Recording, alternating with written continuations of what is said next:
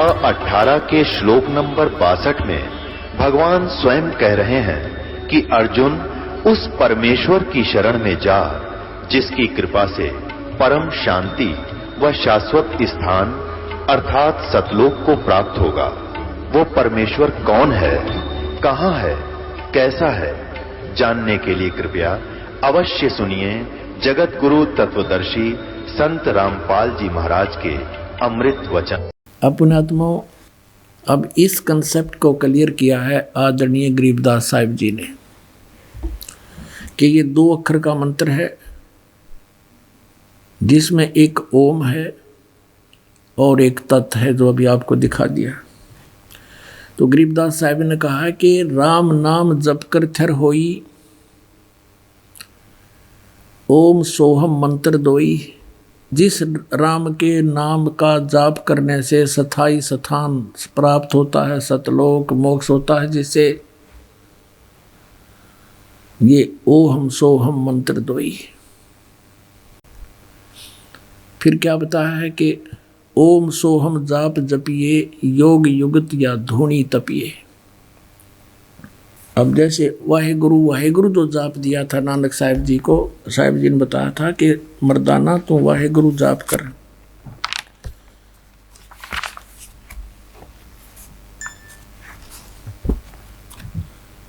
तो उस वाहेगुरु से क्या लाभ होना था आपको दिखाते हैं। ये देखिएगा, श्री गुरु नानक साहिब जी की प्राण संगली हिंदी वाली है ये। इसके प्रश्न नंबर 42 पर आपको दिखाते हैं। ये प्रश्न नंबर 42 है, प्राण संगली भाग दूसरा। अब क्या कहते हैं, धुंधकार प्रभु रह निरारा, नानक त्यों से किया पसारा, तहाँ वाह आपे खाइंदा। वो कहते हैं उसने देखे पाछे जब सतलोक में मैं गया, यू तो आप बोला गया वाह आपे खाइदा, गुरु शब्दी सच सोई, और वाह वाणी सच है सच मिलावा होई। फिर क्या बताया है कि नानक वाह कर दिया और कर्म प्राप्त होए। बस स्पष्ट कर दिया कि इस वाह के नाम के जाप से, वाह का नाम जप करने से केवल किया कर्म ही प्राप्त होगा। फिर आगे स्पष्ट किया कि वाह करती रसना सुहाई, पर पूरे शब्दी मिलिया प्रभु आई। वो पूरा शब्द अन्य है, वाह से तो केवल कर्म प्राप्ति होगा, जो किया वैसा ही मिलेगा। वाह मुख सहज कढ़ाई, अपने आप निकलने लग गया मेरे मुख से। वाह शिव पर भी बन आई।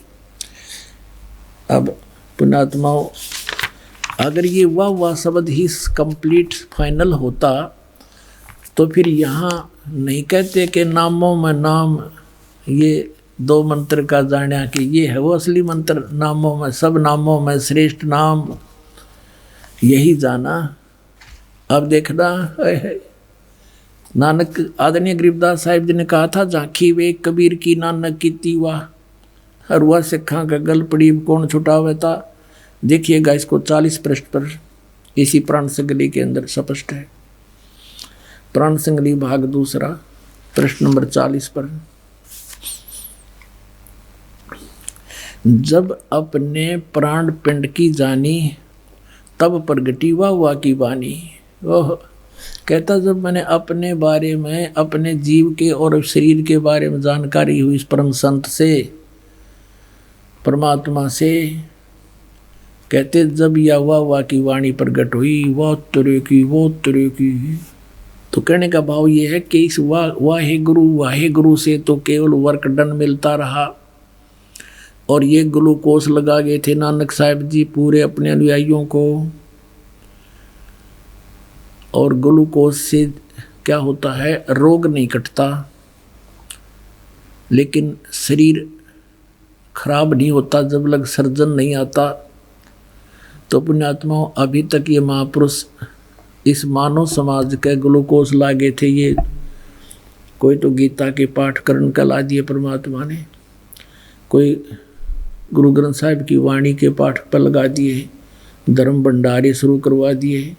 तो ये ग्लूकोस थे ये यज्ञ जो है ग्लूकोज का काम करती है। और अब इस दास को भेज दिया सर्जन बना के। अब आपके जन्म मरण के रोग का पूरा ट्रीटमेंट इस दास के पास है। फिर सब के सब पार हो जाएंगे, चाहे पूरा विश्व नाम ले लियो। अपना आत्मा परमात्मा की असीम कृपा से आप जी को ये अनमोल वचन और अनमोल ग्रंथों के दर्शन हो रहे हैं, सुन रहे हो। इन्हीं सदग्रंथों को आप पढ़ा करते, लेकिन आप इसको समझ नहीं सकते। कहते हैं गुरु बिन काहू न पाया ज्ञाना, ज्यों थोथा भूस छड़े मूड किसाना। गुरु बिन वेद पढ़े जो प्राणी, समझे ना सार रहे अज्ञानी। तो अभी तक आपके समक्ष है, इन महापुरुषों की वाणी को समझना किसी के बस की बात नहीं। एक और आपको दिखाते हैं कि नानक साहिब जी के साथ मर्दाना जी एक बार प्रहलाद जी के लोक में चले गए, जो यहाँ से लगभग लाखों किलोमीटर है। ये देखिएगा, ये वही प्राण संगली है गुरु नानक देव जी की। ये जन्म साखी है भाई बाला वाली, ये आपको पहले भी दिखाई थी।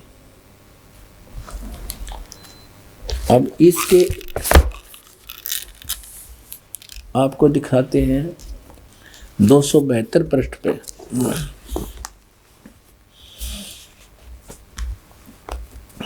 प्रहलाद भगत नाल गोष्ठी 272 पृष्ठ पे। तो प्रहलाद भगत की जब नानक साहिब जी मर्दाना और बाला वहाँ पहुँचे प्रहलाद भगत के लोक में,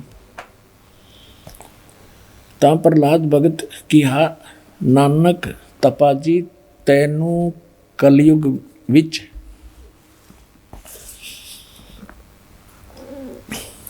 राम जी ने बड़ा भगत कीता है, अतः आपके संजोग आपकी संगति से बहुतियाँ का उपकार होएगा। तेरी श्री राम ने वड्डी नदर खोली है, तेरा वड्डा प्रताप होएगा। इस कलयुग विच अगे कबीर भगत ऐथे आया है।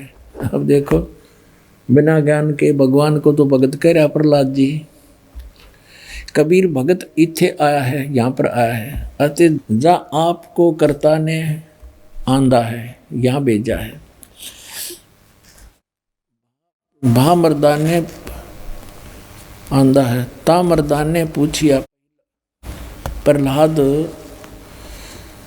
भगत नू पूछिया, हे भगत जी तुसी भी वड्डे भगत हो, अते तुम्हारे पीछे भी राम जी ने वड्डा चरित्र चलत दिखाया है, एक बहुत बड़ा यानी नरसिंह रूप धारण किया था। तेरी राम जी ने वड्डी नदर खोली है। भगत जी ऐथे होर कोई भी पहुँचिया है कि कबीर अते नानक तपा जी ही पहुँचिया है। ता प्रहलाद भगत बोलिया, भाई नानक तपे पासों पूछ ले और भी आवसी के ना आवसी, या कोई और आओगा कि नहीं आओगा। कोई ता भगत मर्दान ने किया, जी तुसी वड्डे भगत हो, अगली ते पिछली सब आपनो सतयुग थी, सतयुग तक आदि लेकर मालूम है। ता प्रहलाद भगत ने कहा कि सुन भाई, इस जी हा कोई होएगा ता ऐथे पहुँचेगा, यानी नानक जी जैसा कोई होगा या तो यहाँ पर पहुँचेगा। होरस दा ऐथे पहुँचण दा काम नहीं, होर आगे वड्डे वड्डे भगत होए हन अते होणगे, पर पहुँचिया कोई नहीं। ता फिर मर्दान ने पूछिया, जी ऊ कद होए सी और किते नेड़े जुग विच होसी। यानी वो कब होसी और को नेड़े तेड़े होगा या नजदीकी होसी। ता प्रहलाद भगत की हा सुन भाई कलयुग विच होएगा और जद नानक तपा सचखंड जावेगा ता उस तो पीछे ये लिखा 100 वर्ष वरे। यहाँ लिखना यहाँ बोला था उसने सैकड़ों वर्ष के बाद। यहाँ इन्होंने वहाँ फिर 100 लिखना था, इसमें बस एक पर मात्रा होती 100 हो जाता। यहाँ पर 100 वर्ष, ये 100 वर्ष लिख दिया इन्होंने। होसी 100 वरे होसी अते एन्हा तेहा ते बगैर होर कोई ना आवसी, यानी इन तीना के बिना यहाँ पर कोई नहीं आ सकता। ता मर्दान ने पूछिया जी तीन केड़े हन। ता प्रहलाद भगत की हा भाई आगे कबीर होया है ते हुण नानक तपा हुआ है अते फिर ऊ होसी। ता मर्दान ने पूछिया जी कबीर जुलाहा होया ते नानक खतरी होए अते जी ऊ किस वर्ण होएगा, वो किस वर्ण विच होएगा यानी किस जाति से होएगा, ते किस धरती पर होएगा होसी और केड़े शहर ता प्रहलाद भगत की हा भाई पंजाब की धरती ते और वर्ण जाट जट वर्ण होगा यानी जाट जाति में होगा।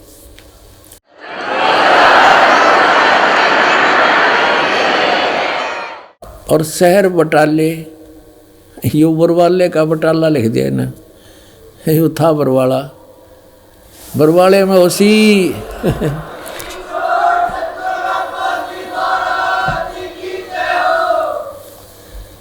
अब इसमें स्पष्ट कर दिया कि केवल 3 ही होंगे इस पृथ्वी पर इस राज को जानने वाले। एक तो भगवान स्वयं आए थे कबीर परमेश्वर, अब उनको तो कोई समझ नहीं सका, वो तो परमात्मा थे ही। फिर नानक साहिब जी को उन्होंने ये ज्ञान दिया, उन्होंने तो प्रहलाद भक्त ने स्पष्ट कर दिया कि वो कौन कौन यहाँ आएंगे और ये भी स्पष्ट कर दिया कि वो जाट जाति में होगा। इन बटाला लिख दिया, वो बरवाला में उसका जो प्रचारक क्षेत्र बरवाला होगा, ये बरवाला आपके समक्ष है। बाकी बटाला के अंदर कोई भी जाट संत नहीं हुआ जो नानक साहिब जी के गुण रहस्य को समझ सका हो। इति सिद्ध।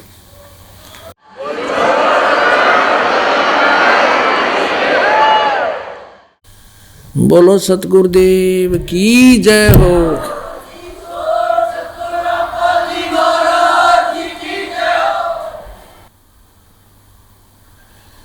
परम पिता परमात्मा पूर्ण ब्रह्म सर्वश्रेष्ठी रचनहार कुल मालिक कबीर परमेश्वर जी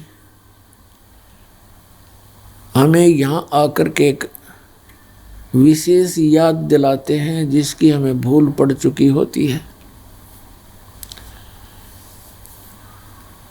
हम संसार को देखा देखी उन्हीं क्रियाओं को अंतिम मान लेते हैं जो हमारे दादे परदादे करते आ रहे थे। संतानों उत्पत्ति, उसके बाद उनकी परवरिश, विवाह कर दिया, फिर परमात्मा से दुआएं करते रहते हैं इनको संतान दे भगवान। उनको संतान भी हो जाती है तो फिर बेशक हमारी मृत्यु कर दे भगवान। और सोचा करते कि हमारा काम पूरा हुआ, हमने अपना फर्ज अदा कर दिया।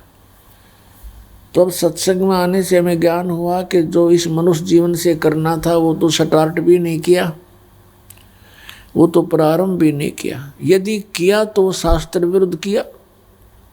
यदि कुछ पुण्य आत्माएं भक्ति करते भी हैं तो उनको सतमार्ग का ज्ञान नहीं, सतनाम का पता नहीं, उस 2 अक्षर के मंत्र का।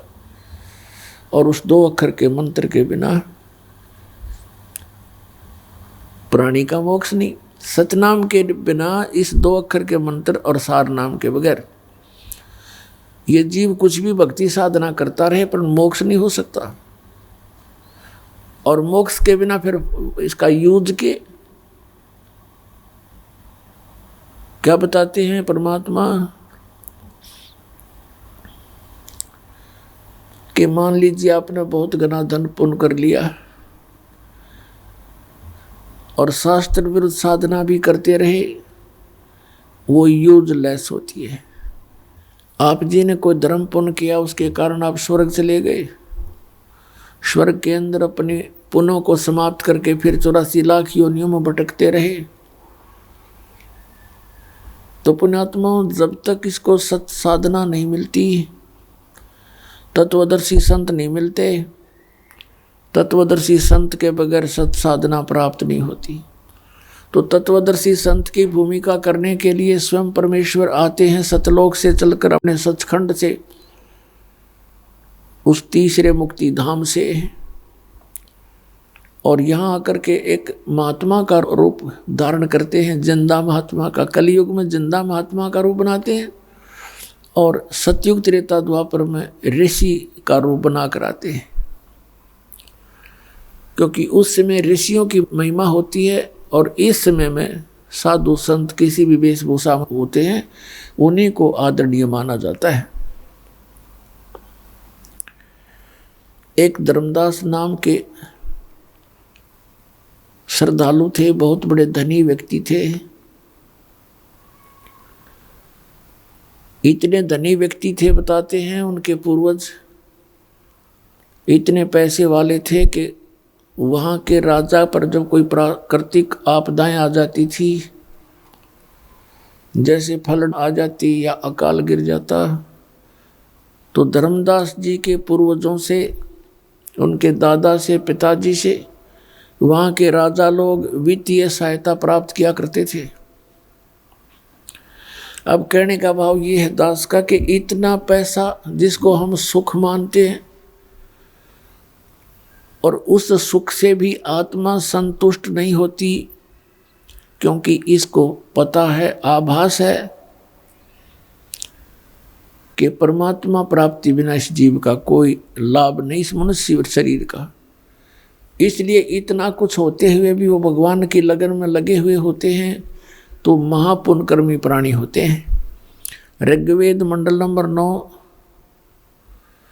सूक्त नंबर 86 में, मंत्र नंबर उसके 26 और 27 में, ऋग्वेद मंडल नंबर 9 सूक्त 82 के मंत्र नंबर 1, 2, 3 में, ऋग्वेद मंडल नंबर 9 सूक्त 96 यानी 96 के मंत्र 16 से 20 में, ऋग्वेद मंडल नंबर 9 सूक्त नंबर 94 मंत्र 1 में,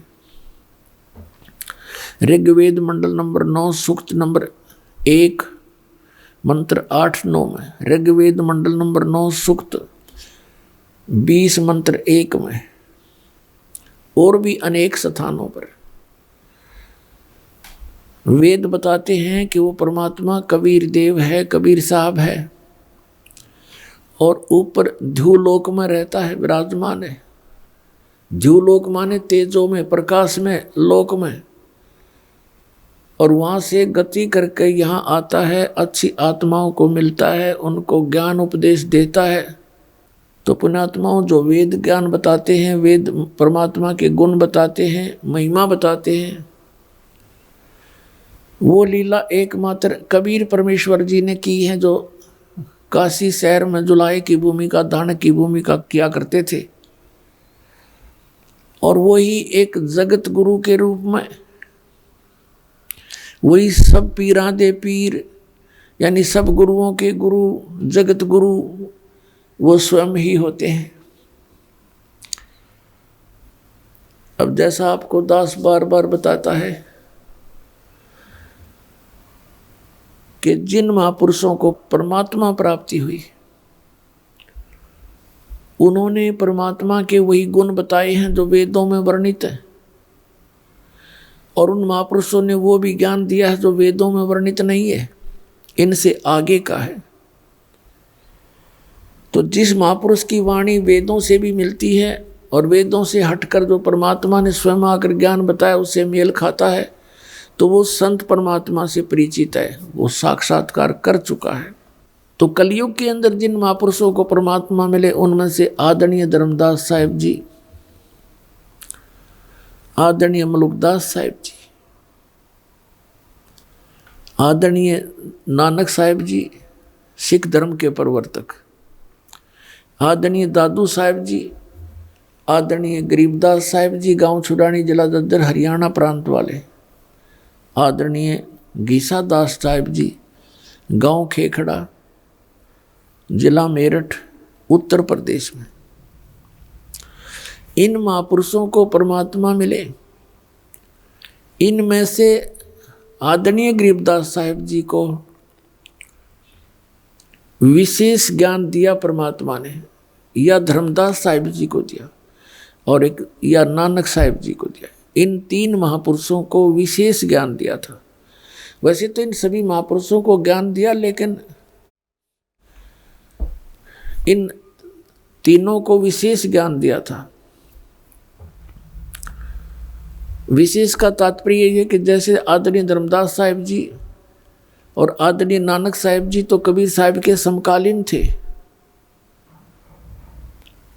तो फिर बीच में क्या हुआ कि जैसे आपने कल देखा, इन महापुरुषों की वाणियों को कैसे खराब कर दिया। आदरणीय नानक साहिब जी ने परमात्मा प्राप्ति के उपरांत एक ग्रंथ की रचना की थी जिसका नाम रखा था प्राण संगली, और उसमें अपना पूरा ए से लेकर जेड तक कैसे कौन परमात्मा है, कैसे मुझे मिला, उसके पाने की विधि क्या है, उसका श्वासों से सिमरन है। प्राण, प्राण माने श्वास, और श्वास के सिमरन से परमात्मा प्राप्ति होगी इस 2 अक्षर के मंत्र का जाप करने से, साथ में सार नाम। तो इन तीनों का जाप करना होता है, 2 अक्षर के मंत्र का दोनों का जाप करना है और सार नाम का। तो उन्होंने आदरणीय नानक साहिब जी ने प्राण संगली अर्थात श्वासों का भेद उसमें छुपा दिया था, लिख दिया था।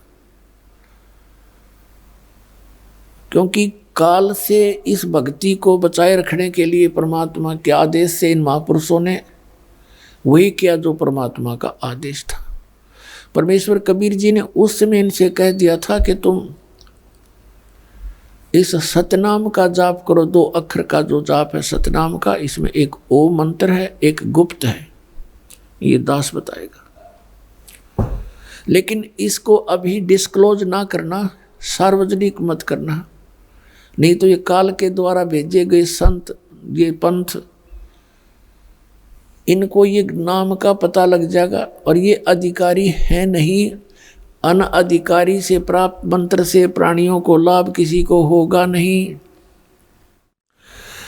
और सभी ये सोचेंगे कि हमारे गुरुजी भी यही मंत्र देते हैं, हमारे गुरुजी भी यही मंत्र देते हैं। और फिर जब हम अपना दास भेजेंगे, ये दास जब भेजना था, फिर कोई भिन्नता नहीं होती, क्योंकि साधना में भिन्नता होनी चाहिए। ज्ञान में, ज्ञान तो कोई सुना सुनाया भी थोड़ा बहुत मिलता जुलता बोल सकता है, समाधान के ऊपर सारे सब कुछ आधार है। अब वो समाधान यदि पहले डिस्क्लोज हो जाता तो ये नकली पंथ जितने हैं, ये निरंकारी पंथ, राधा स्वामी पंथ और इसकी ब्रांचें सच्चा सौदा सिरसा और जगमाल वाली गंगुआ में, राधा स्वामी ब्यास आगरा में, आगरा वाला ब्यास वाला जय गुरुदेव ये भी उसी कुएं का पानी है, जनौद भिवानी हरियाणा के अंदर, ठाकुर जी कृपाल जी जितने भी ये सारे एक ही कुएं का जल है। इनको कक का पता नहीं, भक्ति मार्ग का 500 नाम काल के जाप करें। और एक थोड़ी सी चतुरता दिखाई है इन्होंने, सच्चा सौदा सिरसा वालों ने। इन्होंने, किसी ने टोकते रहे कि तुम तो काल के नाम जाप करते हो, ओंकार निरंकार ज्योति निरंजन, और सतनाम कोई नाम नहीं होता। सतनाम तो उस सच्चे नाम की तरफ संकेत है। ये उसने सतनाम सतनाम करते। तो इन्होंने अकाल मूर्त शब्द स्वरूपी राम सतपुरुष 3 नाम रख लिए, घर के बना रखे। अकाल मूर्त माने अविनाशी परमात्मा, जिस मूर्ति का साकार भगवान का नाश ना हो, अविनाशी। सतपुरुष, सत माने अविनाशी, पुरुष माने परमात्मा, अविनाशी पुरुष। शब्द का नाश कभी नहीं होता, शब्द स्वरूपी राम, अविनाशी परमात्मा। अब तीनों का अर्थ अविनाशी परमात्मा बनता है, चाहे सतपुरुष कह लो और चाहे कालमूर्त कहो, चाहे शब्द स्वरूपी राम कहो। जैसे जल कहो, नीर कहो, पानी कहो। जल पानी नीर कहना कौन सी अच्छी बात है? मूर्ख है कहे भाई जल चाहिए मुझे, जल पानी नीर चाहिए, जल पानी नीर, ये कोई बात हुई? तो ये ऐसे कहने इन मंत्र से कोई लाभ नहीं होगा। ये तो उपमात्मक नाम है परम पिता के। अब उस जिसके ये नाम है, जिसकी ये उपमा है, उसको तो हमने पाना है। जैसे जल पानी नीर करता रहे, तो जल को तो हमने प्राप्त करना है। उसकी विधि है, बोकी लगाई जाती है और उस बोकी को मिट्टी उसके बाहर निकालते हैं और खोदती रहती है, पाइप सी होती है, गोल सा यंत्र, और पाइप नीचे जाती रहती है, मिट्टी निकलती रहती है। तो पानी तक पहुंचाने का काम उस बोकी और पाइप का है। उसके बाद मशीन लगती है हैंडपंप के ऊपर, जो फिर उसकी भी पूजा, उसको भी ऐसे हिलाया जाता है, प्रैक्टिस की जाती है, तब जल निकलता है। ऐसे ही ये 2 अक्षर का मंत्र जो सतनाम है, जिसमें एक ओम मंत्र है और एक आपको पता है जिन्हें उपदेश मिल गया है, तो ये श्वास उश्वास से मंत्र करना है। तो प्राण संगली के अंदर आदरणीय नानक साहब जी ने ये भेद छुपाया था, लिखा था, लेकिन वो भी कोड वर्डों में होता है, सीधा नहीं लिखते संत। अभी तक नहीं लिखना था सीधा और ना ही बताना था। अब जैसे प्राण संगली में कहीं ओम शब्द लिखा है तो कहीं जाकर सोहम लिखा है। एक जगह लिखा तो और भी कई जगह था, लेकिन उसको इन्होंने मिटा दिया। लेकिन इसमें सिमरन की विधि नहीं बता रखी हो बिल्कुल भी पूरे ग्रंथ में। इतना अवश्य बताया जाता है, जैसे कबीर परमात्मा कहते हैं, श्वास उश्वास में नाम जपो और व्यर्था श्वास ना खो, ना जाने इस श्वास को आवण हो कि ना हो। आदरणीय गरीबदास साहिब जी कहते हैं कि इस 2 अक्षर के मंत्र के बारे में कहते हैं, सतनाम इसको जपो, श्वासा श्वास के द्वारा इसका जाप करो। तो पुण्यात्माओं, जैसे 2 अक्षर का मंत्र है, ये सतनाम है। श्वास बाहर छोड़ते हैं, श्वास अंदर लेते हैं। एक श्वास में एक मंत्र छोड़ना है, दूसरे में दूसरा लेना है। और कई नाड़ी क्या करते हैं, सोहम मंत्र परमात्मा के सदग्रंथ से चुरा लिया। कबीर परमेश्वर कहते हैं, सोहम शब्द हम जग में लाए, सार शब्द हमने गुप्त छुपाए।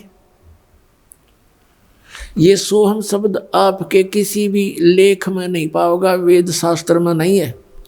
आपके जो 52 अक्षर के लेख हैं उनमें ये मंत्र नहीं है। सोहम शब्द हम जग में लाए, सार शब्द हमने गुप्त छिपाए। सोहम शब्द तो प्रकट कर दिया, लेकिन सार शब्द कहता हुआ भी नहीं लागण दी परमात्मा ने सार नाम के।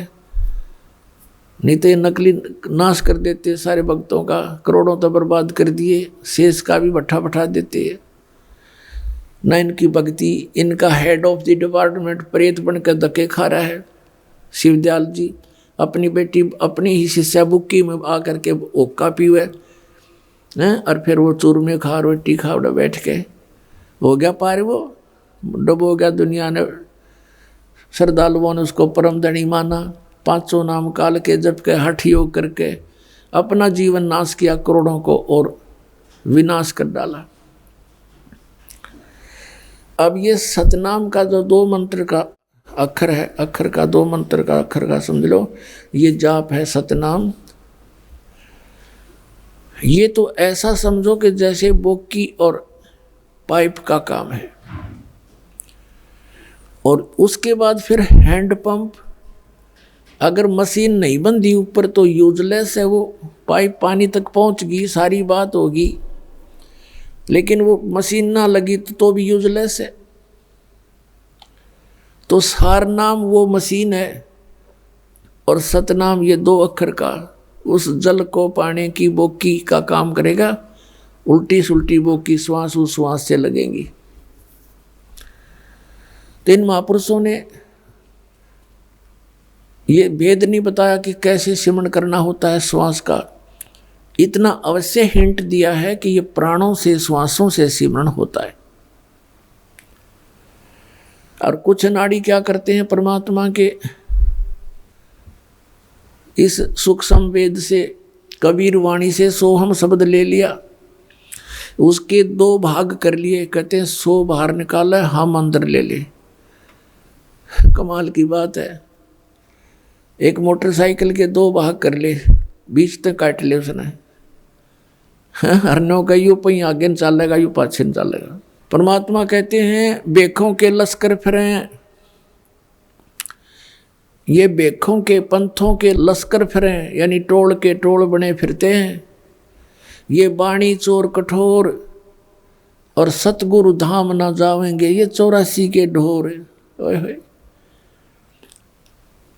क्या बताते हैं कि ये ना जाने कितने पंथ बन गए, कितने संत बन गए, परमात्मा की वाणी चुरा करके बेखों के लश्कर फिरें, ये बाणी चोर कठोर और सतगुरु धाम ना जावेंगे, ये 84 के ढोर। राधा स्वामी वालों ने कबीर परमेश्वर जी की वाणी को चुरा कर नारी दुकान बना ली, और जिस कारण से मालिक की ये वाणी स्पष्ट सिद्ध हो रही है कि शिवदयाल जी भूत बनकर अपनी शिष्या बुक्की में प्रवेश है। तो पुण्यात्माओं, बुद्धिमान व्यक्ति को देर नहीं करनी चाहिए, मनुष्य जीवन बार बार नहीं मिलता। और इस दास के इस महापरोपकार के प्रयत्न को आलोचना मत गिनना, आपके लिए एक वरदान सिद्ध होगा। ये जब तक नकली और असली का आपके रूबरू नहीं कराया जाएगा, तब तक आपका भ्रम कैसे दूर होगा कि हमारे पास जो नोट है ये सचमुच नकली है या असली। अगर फिर भी आपका असली लगता है तो रखो, कोई दबाव नहीं किसी के ऊपर। तो सतनाम जो है ये आपको 2 अक्षर का दिया जाता है, फिर आदि नाम जिसे सार नाम कहते हैं वो ये दास आपको देगा और दे रहा है। अब ही देना था, इससे पहले इसकी भनक भी नहीं पड़न देनी थी किसी को। परमात्मा ने कहा धर्मदास मोरी लाख दुआई, ये सार नाम की दबार ना जाई, सार नाम बार जो पढ़ी बिचली पीढ़ी हंस नहीं तरही। तो पुण्यात्माओं, इन महापुरुषों को सतनाम के लिए भी मना कर दिया था कि ये मूल ज्ञान की दबार ना जाई। तो जिस कारण से आदरणीय नानक साहिब जी ने इस सतनाम की भनक भी नहीं लागने दी किसी सिख को। एक बार मर्दाना ने कोशिश की थी इस सतनाम के जाप करने की, जो भाई बाले वाली जन्म साखी गुरु नानक देव जी की समुद्र की साखी में वर्णित है कि नानक साहिब जी से अर्ज की थी बाला और मर्दाना ने कि हे महाराज हमको लंका दिखा दो। तो समुद्र के किनारे जब पहुंच गए, आंखें बंद कर फिर खुलवाई और कहा कि अब मेरे पीछे पीछे समुद्र के ऊपर चलो, वाहिगुरु कहते रहना। आगे आगे नानक जी, श्री नानक देव जी, पीछे पीछे दोनों चेले बाला और मर्दाना चल रहे हैं। समुद्र के ऊपर जैसे पृथ्वी पर चला करते हैं, वो दोनों जने वाहिगुरु बोल रहे हैं, लेकिन नानक साहिब जी इस 2 अक्षर के मंत्र का नाम उच्चारण करके जाप कर रहा है। अब मर्दाना ने देखा कि गुरुजी तो ओम सोम जपते जाते हैं, उसने भी यही 2 अक्षर का मंत्र शुरू कर दिया। तो समुद्र में डूबने लगा, गोते खाने लगा, मरने को हो गया। तब नानक साहिब ने कहा कि भाई गुरु की करने की तरफ नहीं देखा करते, गुरु जी की आज्ञा का पालन कर, वही मंत्र जाप कर जो मैंने तुझे कहा है, वाहिगुरु। तो उसी समय वो वाहिगुरु करने लगा, तो फिर उसी तरह खड़ा हो गया और समुद्र पर चलने लगा। तो ये झटका देना जरूरी था और इस मंत्र को सार्वजनिक करना भी आवश्यक था कि ये पता चले कि मैं के मंत्र जाप करूँ था, मैं किससे मोक्ष हुआ मेरा। और परमात्मा का आदेश था कि आगे इसको दान नहीं करना। नानक साहिब जी ने किसी को नहीं दिया ये मंत्र, स्वयं जाप किया। तो पुण्यात्माओं, वो महापुरुष थे, वो दृढ़ भक्त थे, जैसा कि वेदों में लिखा कि वो दृढ़ भक्त को आकर मिलता है। तो ये वो दृढ़ भक्त थे, इन्होंने भगवान के आदेश का पालन किया। ये नहीं सोचा कि आने वाले अनुयायियों का क्या होगा। वो परिचित थे इस बात से, परमात्मा से डेली वार्ता किया करते थे। वो परमात्मा कबीर परमेश्वर जी उनको समझा करते थे कि चिंता ना करो, तुम ये वाहेगुरु मंत्र देते हो, ये वाहेगुरु कौन है? ये कबीर परमेश्वर की तरफ संकेत है। आदरणीय गरीबदास साहिब जी कहते हैं, झांकी वे कबीर की नानक की तीवा, और वह सिखा के गल पड़ी कौन छुड़ावेता। तो आपको कल प्राण संगली में दिखाया था कि वाहेगुरु नाम के जाप से वर्क डन मिलता है, किया कर्म ही मिलता है, मोक्ष नहीं हो सकता। और मोक्ष के लिए ये सतनाम 2 अक्षर का ये अनिवार्य है। तो यहाँ ये भी ध्यान रहे कि नानक साहिब जी के उपरांत जितने भी 9 गुरु हुए हैं सिख धर्म के, उनको भी सतनाम प्राप्त नहीं था। तो इन महापुरुषों ने इसको इतना सीक्रेट क्यों रखा? क्योंकि आदेश परमात्मा का था, और ये मालूम था, परमात्मा ने कह दिया था कि कहीं नहीं जाएंगे। अभी मैंने इनको चार्ज कर रखा है, पिछले आए थे जब 120 वर्ष रह कर गए थे परमात्मा, तो इनको मनुष्य जीवन मिलता रहेगा। इस क्रियाएं पर लगा दो धर्म यज्ञ और ये ज्ञान यज्ञ यानी वाणी का पाठ, और भंडारों पर लगा दो वाहेगुरु वाहेगुरु करते रहेंगे, इनकी आस्था बनी रहेगी भगवान में। और फिर जब आएगा पीक टाइम, प्राइम टाइम, फिर इनका फिर जन्म होगा, और इनके घर पर फिर देखना सब बच्चों के सभी जो इस मालिक की शरण में आएंगे, इनके घर के अंदर जो संतान आवेगी वो बहुत पुण्यकर्मी प्राणी भेजेगा परमात्मा, क्यों उनको सीधा ही सतनाम प्राप्त होगा, उन नंडले ढोणे को नहीं। तो महान आत्मा होंगे आपके घरों पर, और अब के सब का पार हो जाएगा। अब जैसे हमने असंख्यों जन्म हो गए, जन्मते और मरत्या ने, और परमात्मा को पता था कि 5-7 जन्म और हो गए थे कि बिजली पड़ेगी, फिर संभाल लेंगे आके। और जय ये काल के दूता के हाथ लग जाता, पुण्यात्माओं भट्ठा बैठ जाता मनुष्य जीवन का, और नास्तिक हो जाते कुछ दिनों में ये पूरा मानव समाज। राधा स्वामी धन धन सतगुरु से आने वाली पुण्यात्मा रो रहे हैं, कहते हैं हमने 30-30 वर्ष बर्बाद कर दिए, और हमें कोई आध्यात्मिक लाभ तो दूर, हमें भौतिक लाभ का भी नाश हो गया हमारे का, क्योंकि पूर्व जन्म की पुण्यकर्मी प्राणी ही परमात्मा की खोज किया करते हैं, और वो फंस गए इन परम धनिया के, जिन्हें कक का भी पता नहीं था। आप भूत बन गए और साथ में इनका जीवन नाश कर दिया। तो पुण्यात्माओं अभी भी कुछ नहीं बिगड़ा है। बुद्धिमान समाज को चाहिए कि तुरंत फैसला ले और तुरंत आकर यहाँ कल्याण करवा ले। कोई शौक नहीं दास को, और कोई ये महिमा की भूख नहीं कि घने शेष बना लूँ, नहीं। दास तो एक कुत्ता है परमात्मा का भेजा हुआ, आपके लिए भौंक रहा है। आप धनी हो, और धनी ही चिंता किया करता है, कुत्ते के भौंकने से जाग जाता है। जिसके पास पैसा है नहीं वो कुत्ता भौंके जाओ, उसने पता मेरे पास खक नहीं। तो जो पुण्यकर्मी प्राणी हैं वही भगवान की खोज में घूम रहे हैं, वो धनी है पिछले जन्म के इस पुण्य भक्ति के। तो उनके लिए दास ये भौंक रहा, आवाज लगा रहा है कि तुम गलत दिशा में जा रहे हो, तुम्हारा धन नाश हो रहा है, तुम्हारी जेब कट रही है, तुम्हारा जीवन बर्बाद हो रहा है, संभलो और आके सतनाम लेकर कल्याण करवाओ।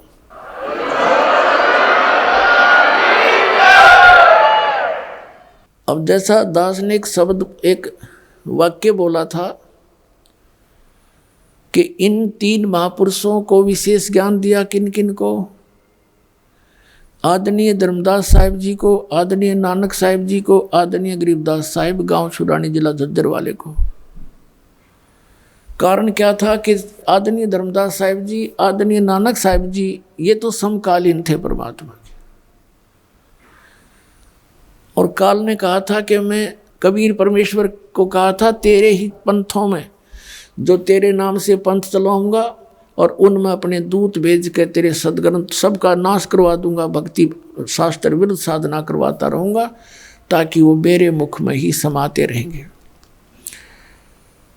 तो मालिक को पता था कि ये काल के दूत या फिर काल से प्रेरित या पूर्ण ज्ञान ना होने के कारण ये संत पद प्राप्त प्राणी इन सदग्रंथों को बर्बाद कर देंगे। उसकी पूर्ति के लिए आदरणीय गरीबदास साहिब जी के द्वारा परमात्मा ने अपनी वाणी का प्राकट्य दोबारा करवाया, और ये उन्होंने पूर्व निश्चित कर दिया था कि धर्मदास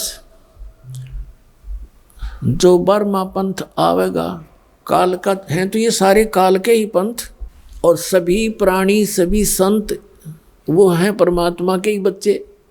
लेकिन यहाँ वो आते हैं अच्छे कर्म के लिए, करते हैं शुभ, मार्गदर्शन करूं, सबको रास्ता बताऊं, लेकिन उनको वो भ्रमित कर देता है, काल उनका दुरुपयोग कर लेता है। परमात्मा की अच्छी आत्माओं को जो गुरु पद प्राप्त करते हैं बहुत अच्छी आत्माएं होती हैं, और तत्व ज्ञान के अभाव से फिर उनको स्वयं प्रयोग करके उन्हीं की शब्द शक्ति से जनता को भ्रमित करवा के उनके अनुयायी बनवा देता बहुत ढेर सारे, और सब शास्त्र विरुद्ध साधना कर रहे होते। इसलिए परमात्मा ने कहा था कि फिर 12वां पंथ गरीबदास पंथ होगा, और 12वें पंथ में मेरी वाणी प्रकट हो जाएगी, मेरी महिमा मेरी यथार्थता फिर दोबारा प्रकट होएगी। बीच में जो गड़बड़ कर दी जाती है किसी भी कारण से, ये संत जन सोचते तो हैं हम अच्छा कर रहे हैं, लेकिन फिर भी इनसे गलती हो जाती है। उसकी पूर्ति करने के लिए परमात्मा ने आदरणीय गरीबदास साहिब जी को फिर विशेष ज्ञान दिया, विशेष ज्ञान दिया धर्मदास साहिब जी को, विशेष ज्ञान दिया नानक साहिब जी को। लेकिन वो ज्ञान आते आते यहाँ तक कुछ सीमित सा बन गया, और उस जो यथार्थ ज्ञान थे उनको किसी भी कारण से वो प्रकाश में नहीं लाया गया। इसका एक थोड़ा सा भेद उदाहरण देते हैं। जैसे आदरणीय नानक साहिब जी ने परमात्मा की महिमा, और जैसे जैसे उनके साथ घटना घटी, कौन परमात्मा मिले, कौन थे उनके गुरु, वो विशेषकर इस प्राण संगति में वर्णन कर दिया था। तो फिर उधर से एक घटना ऐसी मालिक ने रजा बख्शी थी कि मर्दाना ने 2 अक्षर का नाम जाप करना शुरू कर दिया था। वहाँ उसको झटका देना भी अनिवार्य था कि कहीं आने वाले समय में अन्य कोई इस मंत्र का जाप करता रहे, सार्वजनिक हो जावे और परमात्मा के आदेश की उल्लंघना हो जाएगी, मैं दोषी हो जाऊंगा। नानक साहिब जी ने सोचा था। फिर इसको, इस खजाने को रखना भी सुरक्षित आवश्यक था कि आने वाले समय में जब इस दास को भेजना था, अब ये समय था। तो यहाँ तक इस परमात्मा के इतिहास को जीवित भी रखना था। अब क्या किया, प्राण संगली के बारे में नानक साहिब जी ने क्या लिखा है उसको, उस ग्रंथ के बारे में, और फिर उसको गुरु ग्रंथ साहिब में शामिल नहीं किया गया। उसका कारण क्या था? उसका कारण यही था कि इस प्राण संगली के अंदर पूरी डिटेल लिखी हुई थी। इस 2 अक्षर के मंत्र की रह कर लिखा हुआ था, बहुत बार लिखा हुआ था, और साथ में ये भी लिखा हुआ था कि मुझे बनारस में, काशी में वो कबीर जो धानक है जुलाहा, वो मेरा गुरु जी था, मैंने उनसे उपदेश लिया था। अब 5वें गुरु अर्जुन देव जी ने जब उसको पढ़ा, राजा शिवनाभ से मंगाकर सिंगल दीप तय, उसमें जब सारा कुछ डिटेल देखी, उसमें ये मंत्र भी था जो मर्दाना ने जाप किया और श्री नानक साहिब जी ने मना कर दिया था। तो उन्होंने ये दृष्टिकोण भी रखा कि कहीं इस ग्रंथ को, प्राण संगली को गुरु ग्रंथ साहिब में मिला दूं, आने वाले समय में सिख समाज इसका जाप करेगा, क्योंकि लिखा गया तो पढ़े भी गए, जाप भी करने लग जाएंगे, क्योंकि इसमें बहुत डिटेल लिखी है कि इस नाम के बिना मोक्ष नहीं हो सकता। प्राण संगली में लिखा है कि इस मंत्र से, सतनाम से, सच्चे नाम बिन मोक्ष नहीं हो सकता। तो अंडरस्टूड है कि अगर ये पता लग जाता, इसमें लिखा तो ये शुरू कर देते, वाहे गुरु छोड़ के इसको भी शुरू कर देते, तो इन काल के दूतों का हाथ लग जाता। जिस कारण से श्री अर्जुन देव जी ने इस पवित्र सदग्रंथ को, नानक साहिब के द्वारा लिखे सदग्रंथ को जल में फेंक दिया पूरा का पूरा। अब देखो, ऐसे इस काल ने, चाहे कुछ भी कारण था, उन महापुरुष ने कुछ भी सोचा, लेकिन ये अच्छा प्रयत्न नहीं था कि उसको समाप्त कर देना। ठीक है, ग्रंथ साहिब में नहीं डालना था तो अलग रख लेते और उसको आने वाले को बता जाते कि इसको अभी सीक्रेट रखना है। फिर भी दया करी दाता ने उसको निकलवाया किसी में प्रेरणा करके। देखो इन्हीं का इतिहास बताते हैं। ये प्राण संगरी देखो,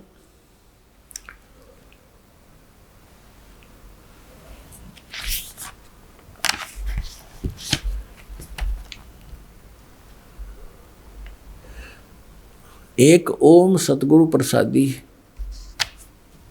अब देखो यहां इसको समझने की बात है, ये एक का अर्थ वो गुप्त मंत्र है, ओम का ये ओम स्पष्ट है, ये गुप्त रखा है। इनको इकट्ठा करने की सार्वजनिक नहीं करना था।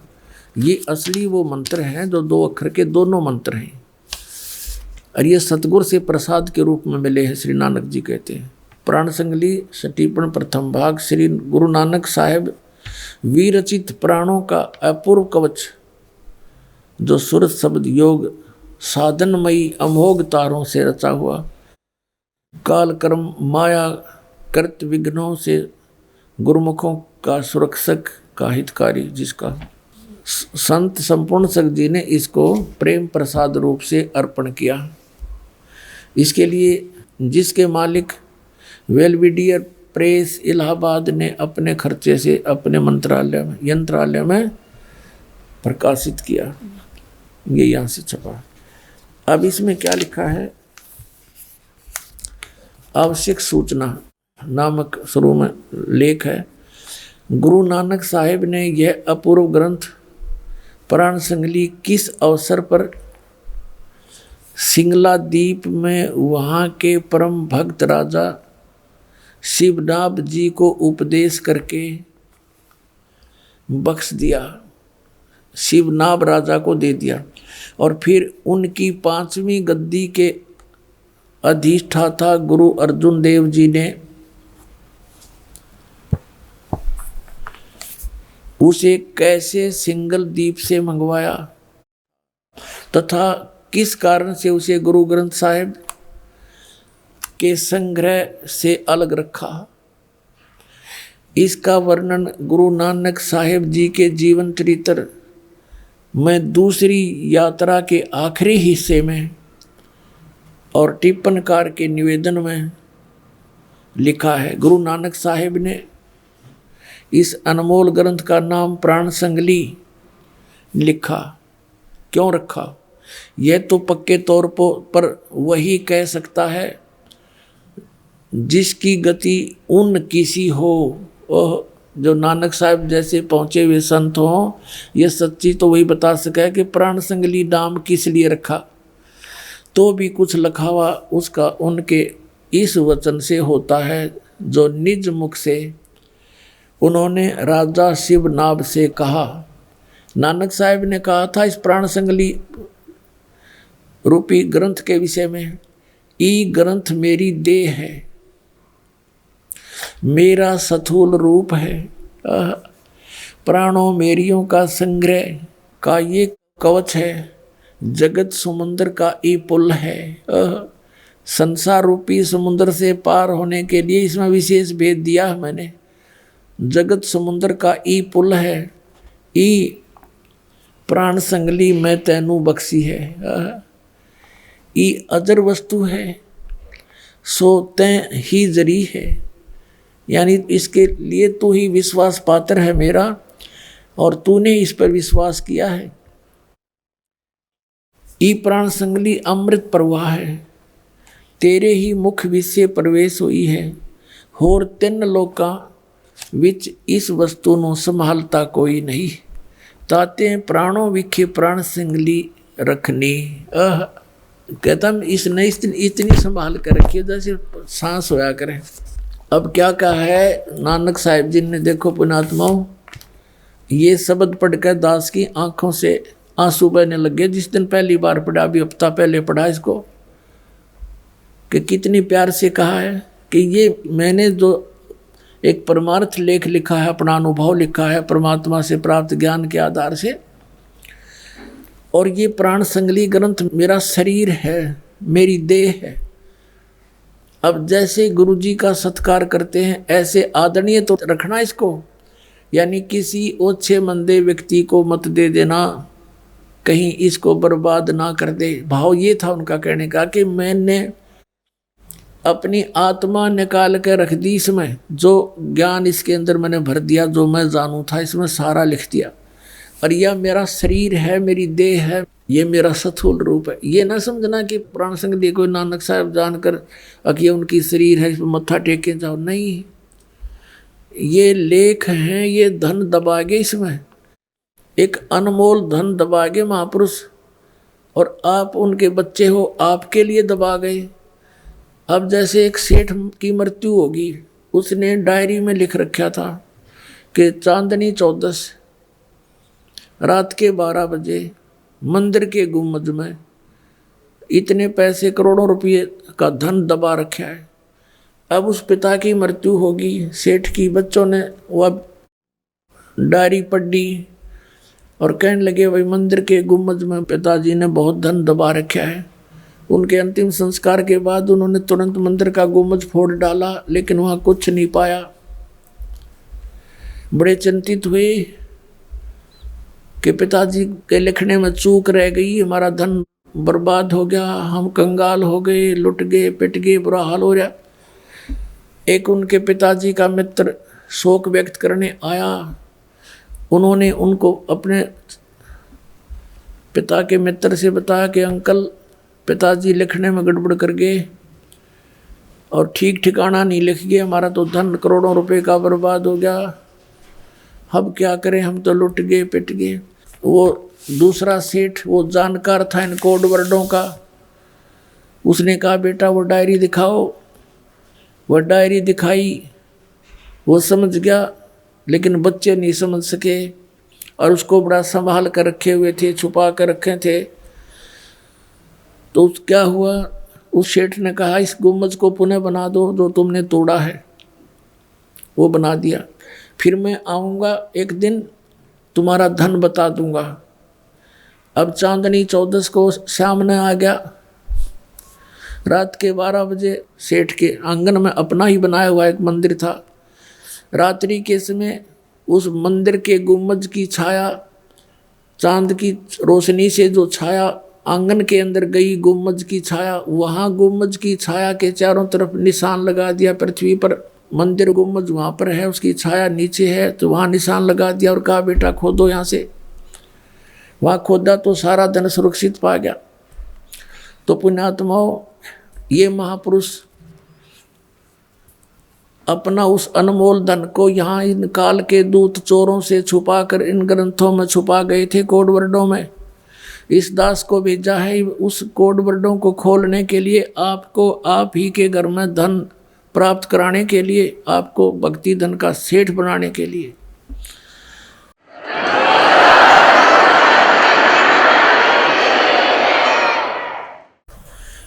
अब इसमें स्पष्ट लिखा है कि प्राण संगली नाम क्यों रखा गया, इसके बारे में वही बता सकता है जो उन्हीं कैसा होगा, यानी आदरणीय नानक साहिब जी जैसे महापुरुष, यानी उन्हीं के समान ज्ञान रखने वाले। वैसे दास उन महापुरुषों के बराबर तो नहीं हो सकता, लेकिन परमेश्वर जी की कृपा से, गुरुदेव की कृपा से इस दास को इतना ज्ञान अवश्य हो गया कि इन महापुरुषों के इस लोक को जिसमें खजाना दबा गए थे, ये खूब खोलने में सक्षम है और पूरा ज्ञान है इस दास को। अब इसमें कितना स्पष्ट किया है कि ये मेरी देह है, ये मेरा स्थूल शरीर है, मेरे प्राणों का, मेरे श्वासों का ये प्राण मेरियां का संग्रह है, और ये जगत समुद्र का ई पुल है, यानी संसार से पार होने का मार्ग इसमें मैंने कोड वर्डों में छुपा दिया। तो इस प्रकार पुण्यात्माओं, आगे क्या दिखाते हैं आपको और दिखाते हैं इसमें। ये निवेदन है, यही प्राण संगली अभी आप पढ़ रहे थे। अभी आपने आवश्यक सूचना पढ़ी थी, अब निवेदन पढ़ें। श्री गुरु नानक साहिब के पंचम स्थान पर श्री अर्जुन देव जी हुए हैं,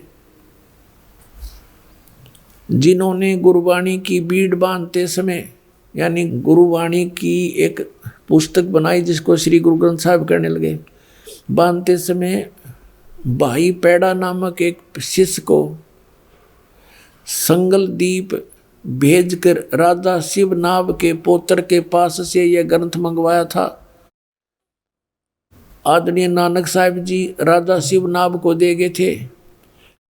नानक साहिब जी सतलोक चले गए, उधर से शिवनाभ की मृत्यु होगी। उसका पौत्र राजा था। अर्जुन देव 5वीं गद्दी पर, नानक साहिब की परंपरा में 5वें गद्दी नसीन हुए। उस समय उनका पौत्र था राजा का, तो उस पौत्र से यह ग्रंथ मंगवाया था। और जिस किसी कारण विशेष से श्री गुरु ग्रंथ साहिब की बीड़ में रखना उचित न समझकर सर्वथा जल प्रवाहित कर दिया था। ओए ये पूरी प्राण संगली जिसको नानक साहिब जी कहते हैं, ई ग्रंथ मेरी देह है, मेरा स्थूल रूप है, प्राणों मेरियों का संग्रह कहो कवच है, जगत समुद्र का पुल है।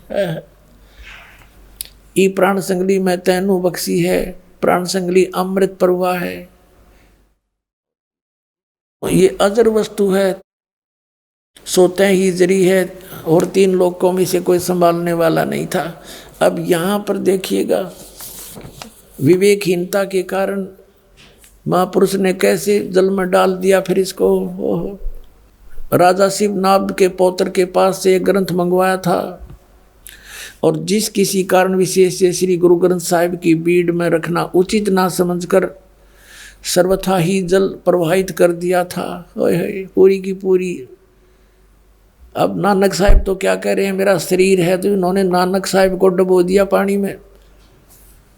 और जो कि एक परम प्रेमी साधु की अत्यंत प्रार्थना से द्रवीभूत हुए गुरु साहिब के वचन अनुसार जल से निकलवाया। परमात्मा ने कृपा बख्शी, किसी एक साधु भक्त के अंदर प्रेरणा दी। अर्जुन देव जी से प्रार्थना की कि हे दाता, हम इसको छुपा कर रख लेंगे, भगवान का अनमोल ग्रंथ है, अनमोल ज्ञान है इसके अंदर, हम छुपा कर रख लेंगे, किसी को नहीं बताएंगे। महापुरुष की वाणी को ऐसे जल में ना प्रवाह करो। बड़ा प्रयत्न से लिखा है, हाथ से लिखा हुआ है, कितना समय लगा होगा। तो इस कारण से उस संत की प्रार्थना से और अर्जुन देव जी ने अलाउड कर दिया कि निकाल लो, पर ले जा तू कहीं, छुपा ले इसको।